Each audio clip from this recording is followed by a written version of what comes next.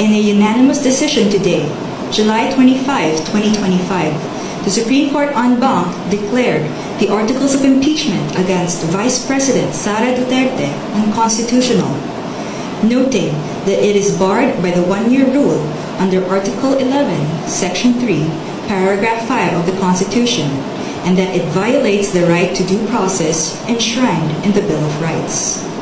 Therefore, the Senate could not acquire jurisdiction over the impeachment proceedings.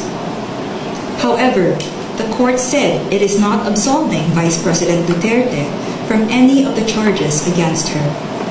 But any subsequent impeachment complaint may only be filed starting February 6, 2026. The case stemmed from 4 impeachment complaints against Vice President Duterte. The first 3 were filed before the House by private individuals and different groups on December 2, 4, and 19 in 2024. A 4th complaint was lodged by a resolution approved by more than 1/3 of the House members of the 19th Congress on February 5, 2025, which was transmitted as the Articles of Impeachment to the Senate on the same day. This was followed by 2 petitions filed before the Supreme Court challenging its constitutionality. The Supreme Court decision written by Senior Associate Justice Marvic M.V.F. Leonen ruled that all legal issues involving impeachment proceedings are subject to judicial review, considering the nature of the offices and the institutions that are subject to impeachment, its effect on the independence of constitutional departments and organs, and its nature as a constitutional process. The impeachment process is primarily a legal and constitutional procedure, but with political characteristics. It may be sui generis, but it is not a purely political proceeding.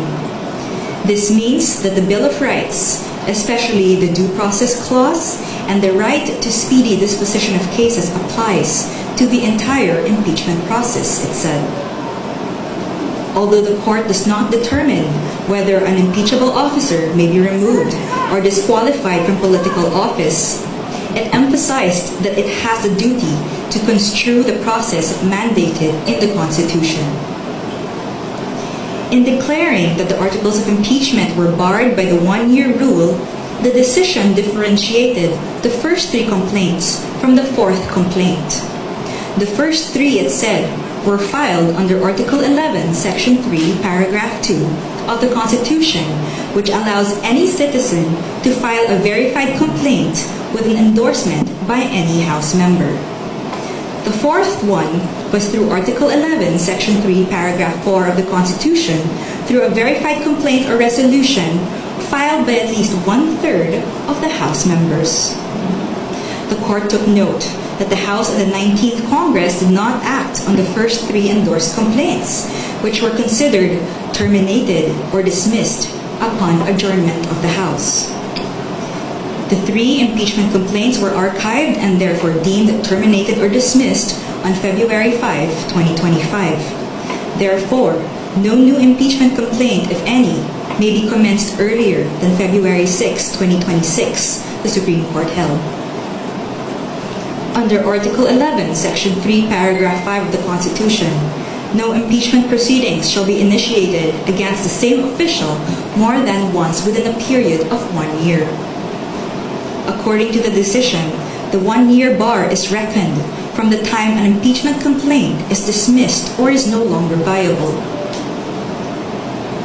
A key issue in the petitions is whether the House complied with the 10-session day requirement under the Constitution for including a verified impeachment complaint in the order of business of the House. The court ruled that the House was able to comply with the requirement by putting the 3 endorsed impeachment complaints in the order of business of the House of Representatives, since a session day is not equivalent to a calendar day. It is a period that starts from a call to order until the session is adjourned, regardless of the passage of time. However, the court reminded the House that Article 11, Section 3, Paragraph 2 of the Constitution clearly requires that a verified impeachment complaint be immediately put in the order of business within 10 session days from its endorsement. The Constitution does not grant either the Secretary General or the Speaker of the House any discretion to determine when this period commences. Consequently, the House of Representatives is not granted any discretion except to refer these matters to the proper committee within 3 session days. However, the House may opt to consolidate all impeachment complaints properly commenced and endorsed within these periods. The court also determined that due process applies to the impeachment process. It laid down the following due process requirements in impeachment proceedings. First, the articles of impeachment or resolution must include evidence when shared with the House members, especially those who are considering its endorsement. Second, the evidence should be sufficient to prove the charges in the articles of impeachment. Third, the articles of impeachment and the supporting evidence should be available to all members of the House of Representatives, not only to those who are being considered to endorse. Fourth, the respondent in the impeachment complaint should have been given a chance to be heard on the articles of impeachment and the supporting evidence to prove the charges prior to its transmittal to the Senate, despite the number of endorsements from House members. The House of Representatives must be given reasonable time to reach their independent decision of whether they will endorse an impeachment complaint. The court, however, has the power to review whether this period is sufficient, but petitioner, who invokes the court's power to review, should prove that officials failed to perform their duties properly.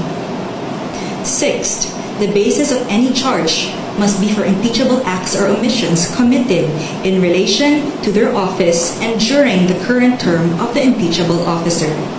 For the President and Vice President, these acts must be sufficiently grave, amounting to the crimes described in Article 11, Section 2, or a betrayal of public trust given by the majority of the electorate. For the other impeachable officers, the act must be sufficiently grave that they undermine and outweigh the respect for their constitutional independence and autonomy. And seventh, to ensure that respondent in the impeachment complaint is heard under the requirements of due process in the procedure under Article 11, Section 3, Paragraph 4, the House of Representatives is required to A. Provide a copy of the articles of impeachment and its accompanying evidence to the respondent to give him or her an opportunity to respond within a reasonable period to be determined by the House rules. The Constitution only requires an opportunity to be heard. It is up to the respondent to waive this fundamental right and opt to present his or her evidence at the Senate trial. And B.